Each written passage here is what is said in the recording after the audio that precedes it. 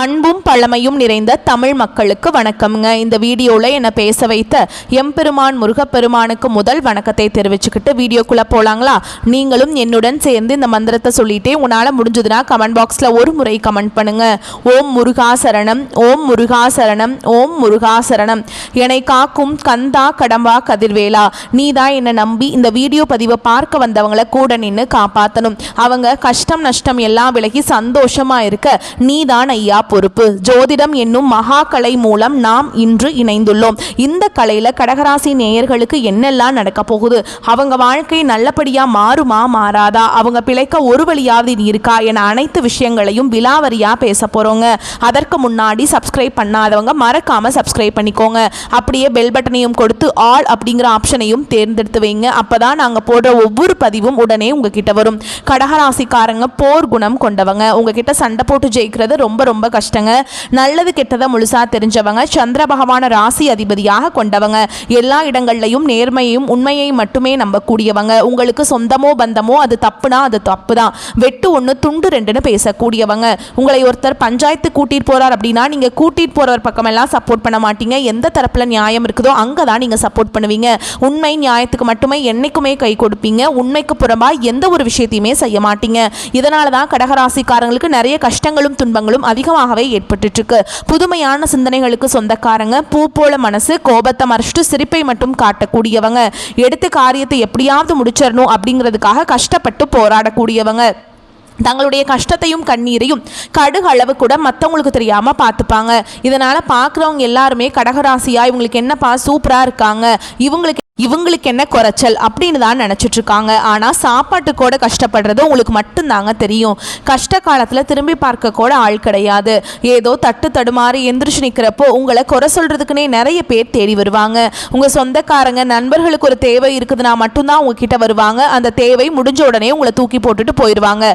மறுபடியும் அவங்க உங்ககிட்ட உதவின்னு கேட்பாங்க. அவங்க உங்களுக்கு முன்னாடி பண்ண துரோகத்தை எல்லாமே மறந்துட்டு அவங்களுக்காக உதவி செஞ்சு ஏமாறக்கூடியவங்க தான் கடகராசிக்காரங்க.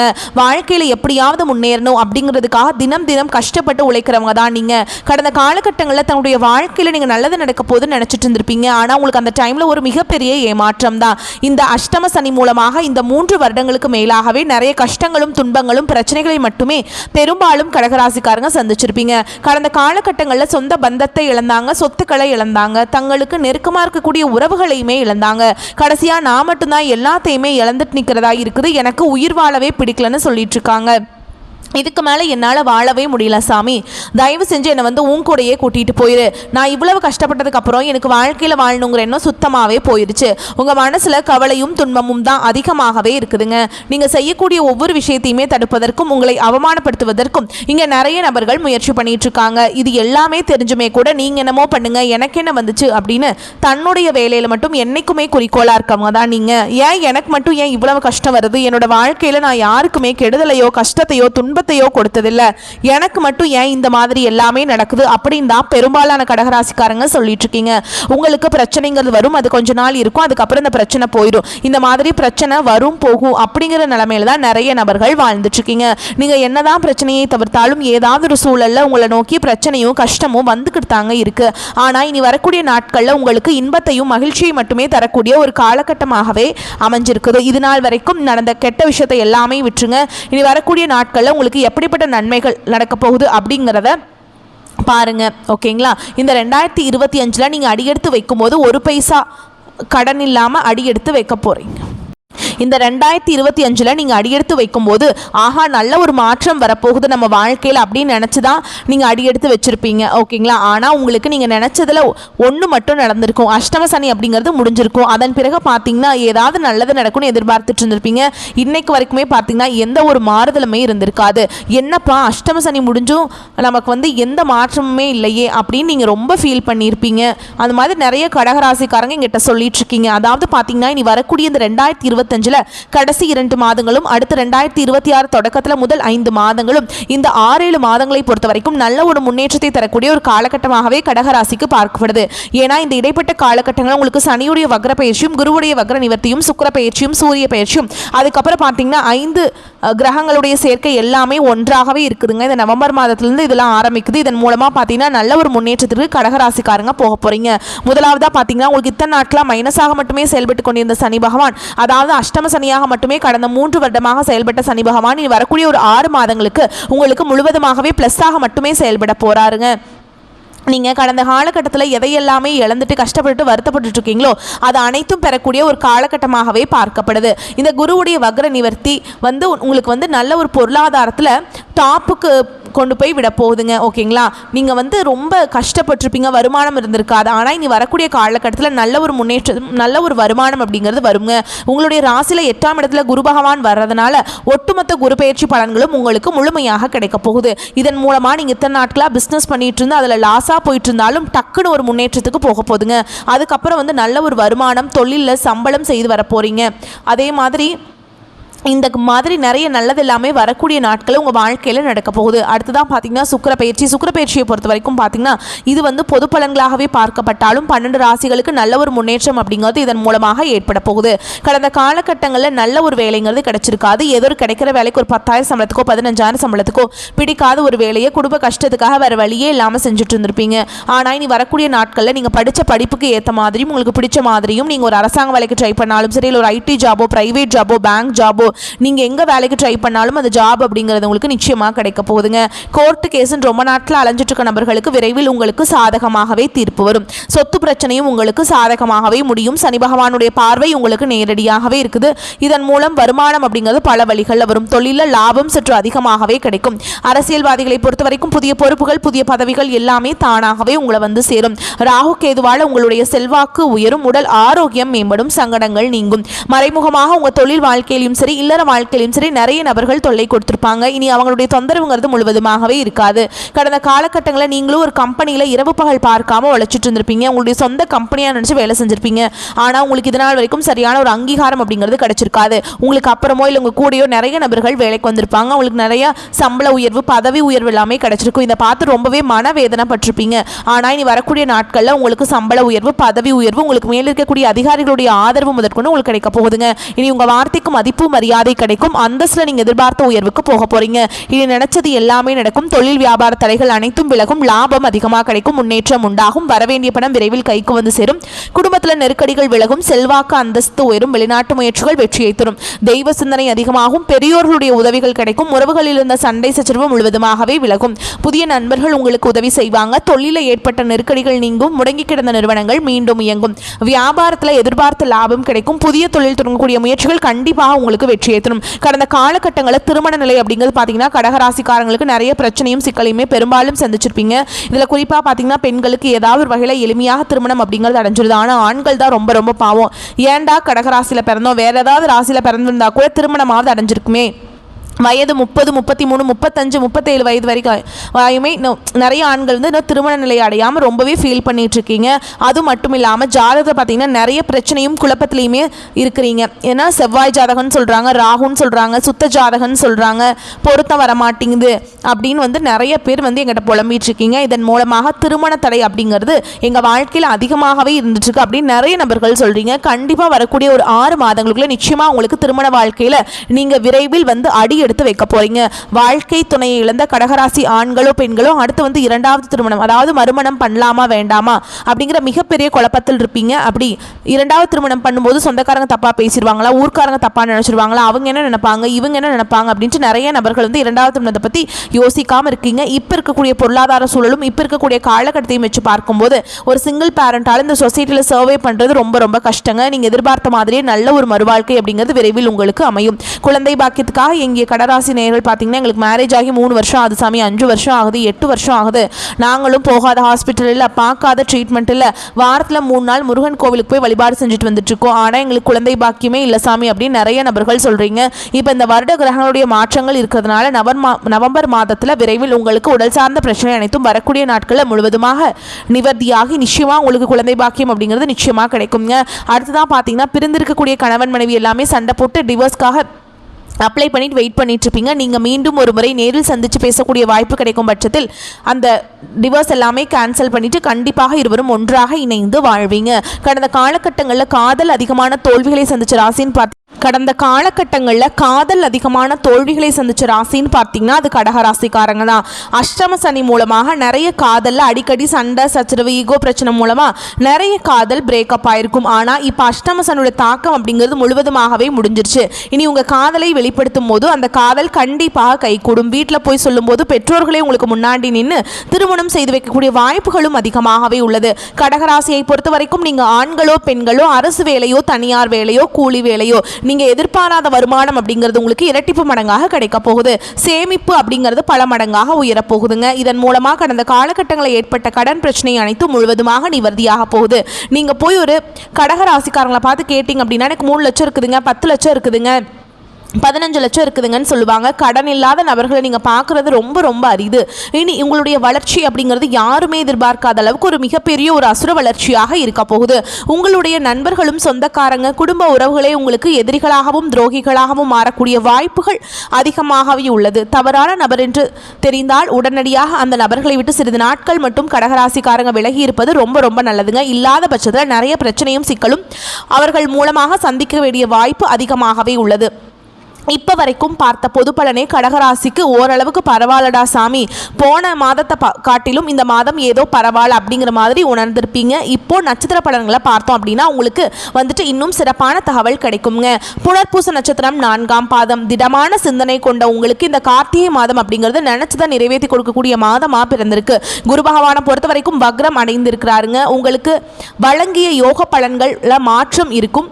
மாற்றம்னாக்கா இன்னும் அதிகமான யோகம் தாங்க, பயப்படாதீங்க. ஆனால் சனி பகவானை பொறுத்த வரைக்கும் ஆட்சி பெற்று இருக்கிறதுனால ஒவ்வொரு செயல்பாடுகளிலுமே கவனம் இருக்கணுங்க. அதாவது ஜோதிடத்தில் ஒரு பழமொழி இருக்கு, சனி கொடுத்தால் யார் தடுப்பார் என்று. ஆனால் அவர் நினைச்சா மற்ற கிரகங்கள் கொடுக்கக்கூடிய நல்ல பலன்களை கூட கெடுக்கிறதுக்கு வாய்ப்பு இருக்கிறதுனால சனீஸ்வர பகவானால உங்களுக்கு பாதிப்பு வர்றதுக்கு வாய்ப்பு இருக்கிறதுனால கடகராசி எந்த ஒரு விஷயத்தை செய்யறதா இருந்தாலும் சரிங்க, கண்ணும் கருத்துமா கவனமா செய்யணும். அதே மாதிரி உடல்நிலையில சின்ன சின்ன சங்கடங்கள் ஏற்பட்டு மறையும். உங்களுடைய செல்வாக்கு அந்தஸ்துல எந்த ஒரு குறையும் இருக்கக்கூடாதுன்னு நினைச்சீங்கன்னா கவனமா செயல்படுவது நல்லது. அடுத்ததா கேது பகவானால உங்களுக்கு இருந்த நெருக்கடிகள் சரியாகுது. ஏன்னா கேது பகவான் உங்களை பாதுகாத்து நிற்கிறார். சனி பகவான் உங்களுக்கு ஆட்டம் காட்டினாலும் கேது பகவான் ரொம்ப பக்கபலமா நிற்கிறாருங்க. நீங்க எடுக்கக்கூடிய முயற்சிகள் எல்லாமே வெற்றியாக மாற்றி கொடுக்கிறாருங்க. ராகு பகவானும் சலிச்சவர் இல்லை, உங்களுடைய உழைப்புக்கேற்ற வருமானத்தை வழங்குறார். இன்னும் சிறப்பான பலன் வேணும், குருவும் ஓகே, ராகும் ஓகே, கேதுவும் ஓகே, ஓகேங்களா. இன்னும் சிறப்பான பலன் வேணும் அப்படின்னா உங்களுடைய இஷ்ட தெய்வ கோயிலுக்கு சென்று வருவதன் மூலமாக சங்கடங்கள் விலகும். பெரிய மனிதர்களுடைய ஒத்துழைப்பு கிடைக்கும். வெளிநாட்டு முயற்சி வெற்றியாக மாறும். ஜென்ம ராசிக்குள்ள சஞ்சரிக்கக்கூடிய செவ்வாயால படபடப்பு வேகம் இதெல்லாம் வந்துட்டு இருக்காதுங்க. ஆனால் கடகராசியை பொறுத்த வரைக்கும் ஒரு ரெக்வஸ்ட்டுங்க, பெரிய ரெக்வஸ்ட், உடல் ஆரோக்கியத்தின் மீது அக்கறை காட்டுங்க. ஆணா இருக்கட்டும் பெண்ணா இருக்கட்டும். அதே மாதிரி இந்த காலகட்டத்தில் குடும்பத்தினர்களுடைய ஆலோசனையை ஏற்பது, அவங்களை அனுசரித்து நடந்துக்கிறது கடகத்திற்கு நல்லது. நீங்க வேலை பார்க்கக்கூடிய இடங்களில் உங்களுடைய வேலையை மட்டும் கவனம் செலுத்தி பார்த்துக்கோங்க. மற்றவங்க வேலையில் நீங்க தலையிடாதீங்க. உங்களுடைய வேலை மற்றவங்களுடைய தலையீடு இல்லாம பார்த்துக்கோங்க. கடகராசிக்காரங்களே நீங்க நல்லவங்க தான், ஆனா உங்க கூட இருக்கிறவங்க யாருமே நல்லவங்க கிடையாது. நீங்க மற்றவங்களுக்கு ஒரு கஷ்டம் அப்படின்னா உங்களுடைய உயிரை கொடுக்க கூட நீங்கள் தயங்க மாட்டீங்க. கொடுத்து அவங்களுக்கு நல்லது பண்ணணும்னு நினைப்பீங்க. ஆனால் அவங்க உயிரை எடுக்கணும்னு நினைப்பாங்க. சரிங்களா. இது உங்களுக்கு நீங்கள் பல இடங்களில் பார்த்துருப்பீங்க. பார்த்து உஷாராக இருந்துக்கோங்க.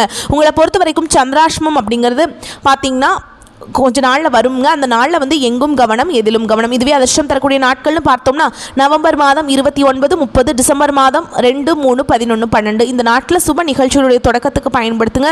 இந்த நாளில் நீங்கள் செய்யக்கூடிய வேலைகள் பல மடங்கு நன்மைகளை கொண்டு முடியும். உங்களை பொறுத்த வரைக்கும் பரிகாரம் அப்படிங்கிறது நவ கிரகத்தை வழிபட்டால் நன்மைகள் உண்டாகும். குறிப்பாக குருவை வழிபாடு செய்கிறது ரொம்ப நல்லதுங்க. நடக்கிறது எல்லாமே உங்களுக்கு நல்லதாகவே நடக்கும். அடுத்து புனர்பூச நட்சத்திரம். மனசில் சரின்னு எது தோணுதோ அதை மட்டும்தான் செய்வீங்க. இப்படிப்பட்ட குணாதிசயங்களும் பிறந்திருக்கக்கூடிய இந்த நட்சத்திரக்காரங்களுக்கு கார்த்திகை மாதம் அப்படிங்கிறது வேண்டியதை கொடுக்கக்கூடிய மாதமாக பிறந்திருக்கு. சனி பகவான் ஆட்சி பலத்தோடு சஞ்சரிக்கிறதுனால எல்லா விஷயத்திலையுமே கவனமாக இருக்கணும். அப்படி கவனம் தவறிடுச்சு அப்படின்னா சில சங்கடங்களை சந்திக்கிறதுக்கு வாய்ப்பு இருக்குங்க. உடல்நிலையிலுமே ரொம்ப கவனமாக இருங்க. ஏன்னா இவர் ஆயுள் காரகன், தொழில் காரகன், இரண்டு விஷயத்துலையுமே நீங்கள் கவனமாக தான் இருக்கணுங்க. உங்களுடைய வேலைகளில் அப்படிங்கிறது எப்போவுமே போலவே நடக்குங்க. உங்களுக்கு கிடைக்கக்கூடிய வருமானத்திற்கு எந்த ஒரு குறையும் இருக்காது. நிதி ரீதியாக சூப்பராக இருக்குங்க. பூச நட்சத்திரத்துக்கு எந்த ஒரு பாதிப்பும் இல்லை. ஆனால் வீண் பிரச்சனைகள் தேடி வர்றதுக்கு வாய்ப்பு இருக்குது. எப்போவுமே நீங்கள் உஷாராக இருக்கணும். வண்டி வாகனத்தில் பயணம் செய்கிறப்ப நிதானத்தை கடைபிடிக்கணும். இயந்திரங்களுடைய பயன்பாட்டில் கவனமாக இருக்கணும். பெண்களாக இருந்தீங்கன்னாக்கா கிச்சனில் பார்த்தீங்கன்னா கத்தி இந்த மாதிரிலாம் பயன்படுத்துகிறப்ப கவனமாக இருங்க. நெருப்புலலாம் நீங்கள் சமைக்கும் போது கவனமாக இருங்க. அடுத்ததாக உத்தியோக பணிகள் இருக்கக்கூடிய பூச நட்சத்திரத்தை சேர்ந்தவங்களுக்கு மேல் அதிகாரிகளை அனுசரித்து நடந்துக்கோங்க. குடும்ப உறவுகளை முடிஞ்ச வரைக்கும் இணக்கமாக பார்த்துக்கோங்க. அவங்களுடைய செயல்பாடுகளுக்கு அனுசரணையாக இருந்துக்கோங்க. குழந்தைகள் மீதும் இந்த காலகட்டத்தில் அக்கறை கொள்வது அவசியம். அவங்களுடைய செயல்பாடுகளில் கவனம் தேவை. அடுத்து வியாபாரத்தை பொறுத்த வரைக்கும் புதிய முதலீடுகள் செய்யறப்ப யோசித்து செய்வது நல்லது. மற்றபடி அன்றாட வியாபாரம் எப்பவும் செய்யக்கூடிய வியாபாரத்தில் எந்த ஒரு குறையும் இல்லை. அடுத்து ராசிக்குள் இருக்கக்கூடிய செவ்வாய்னால உங்க செயல்பாடுகள் இருந்த தடுமாற்றம், குழப்பம் எல்லாமே நீங்க போகுது. ஆனா பேசுறப்போ கடகம் வார்த்தைகளை பார்த்து சூதானமா பயன்படுத்தணும். அது கேதுவை பொறுத்த வரைக்கும் இப்ப நான் சொன்ன எல்லா விஷயத்தையும் சமாளிக்கிறாங்க. அந்த சக்தியை உங்களுக்கு ஏற்படுத்துகிறாருங்க. எல்லாத்தையும் சமாளிக்கக்கூடிய சக்தியை கேது பகவான் வழங்குறார். வாழ்க்கைக்கு ஏற்ற வருவாயை அள்ளி கொடுக்கிறார். உங்களுடைய அடிப்படை தேவைகள் எல்லாமே பூர்த்தி செய்து வைக்கிறார். ஆனால் ஒரு விஷயத்தை மட்டும் கேது பகவான் நீங்கள் செய்யக்கூடாதுன்னு சொல்கிறாருங்க. மற்றவங்களை பற்றி நீங்கள் பேசக்கூடாது. பிறரை விமர்சனம் செய்வதை தவிர்த்தாகணும். உங்கள் வாழ்க்கைக்கு என்ன தேவை, அந்த தேவையை நிறைவேற்றுவதற்கு நம்ம எப்படி உழைக்கணும், இந்த மாதிரி உங்களுடைய முன்னேற்றத்துக்காக மட்டும்தான் உங்களுடைய சிந்தனை இருக்கணும். அடுத்ததாக மாணவர்களை பொறுத்த வரைக்கும் படிப்பில் கூடுதல் கவனம் செலுத்துறது நல்லதுங்க.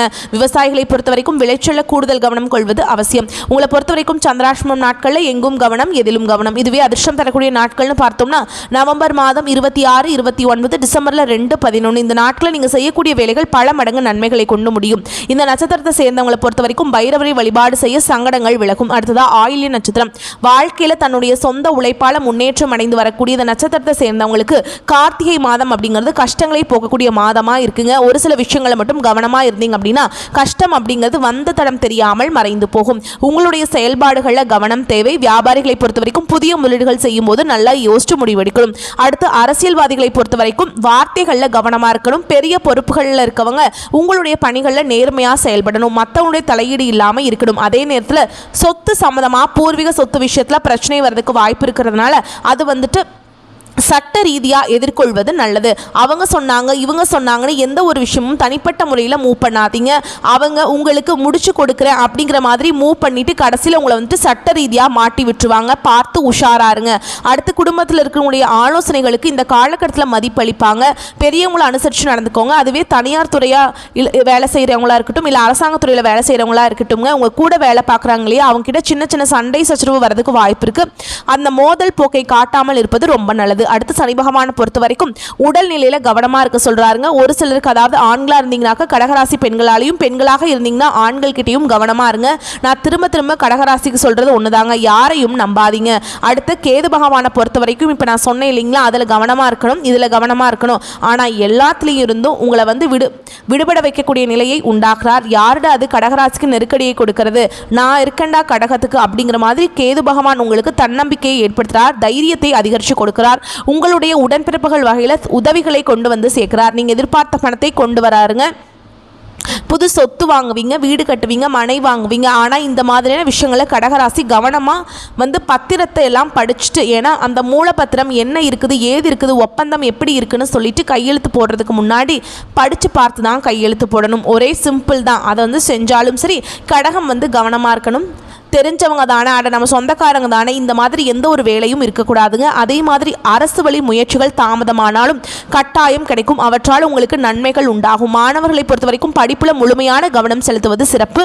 உங்களுக்கு சந்திராஷ்டமம் நாட்களில் எங்கும் கவனம், எதிலும் கவனம். இதுவே அதிர்ஷ்டம் தரக்கூடிய நாட்கள்னு பார்த்தோம்னா நவம்பர் மாதம் 29, டிசம்பரில் 2, 5, 11, 14 இந்த நாட்களில் சுபகாரியங்கள் செய்ய பயன்படுத்திக்கோங்க. இந்த நாட்களில் நீங்கள் செய்யக்கூடிய வேலைகள் பல மடங்கு நன்மைகளை கொண்டு முடியும். உங்களை பொறுத்த வரைக்கும் பரிகாரம் அப்படிங்கிறது தினமும் நரசிம்மரை வழிபாடு செய்ய வாழ்க்கையில் வளம் உண்டாகும். ஆக மொத்தத்தில் கடகராசிக்கு கஷ்டம் அப்படிங்கிறது நீங்கள் சரி செய்யக்கூடிய விதத்தில் மட்டும்தான் இருக்குது. சூழல்கள் உங்களுக்கு சாதகமாக தான் இருக்குது. எதுலேயுமே கவனமாக இருந்துச்சிங்க அப்படின்னாக்கா எந்த ஒரு கஷ்டமோ கவலையோ நிரந்தரமாக உங்ககிட்ட தங்காது, வந்த தடம் தெரியாமல் மறைந்து போகும். இந்த வீடியோ பதிவு உங்களுக்கு பிடிச்சிருந்ததுன்னா வீடியோக்கு ஒரு லைக் பண்ணுங்கள், நம்ம சேனலை சப்ஸ்கிரைப் பண்ணிக்கோங்க.